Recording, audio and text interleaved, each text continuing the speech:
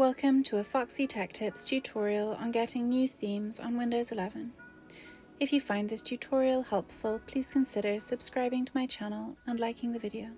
From the Windows 11 desktop, go to the search bar at the bottom, search for Settings and then open them. In Settings, select Personalization from the left sidebar. In Personalization Settings, select Themes. On the Themes page, click Browse Themes to open the Microsoft Store.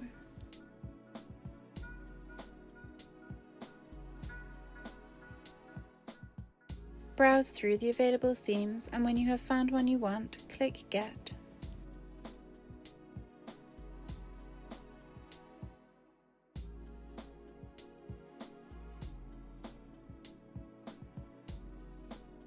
Once you have downloaded it, it will be saved in your list of themes and you can easily switch to it by clicking on it. And that draws an end to this tutorial. Please like the video if you found it helpful and subscribe to Foxy Tech Tips for more Windows 11 tips and tricks.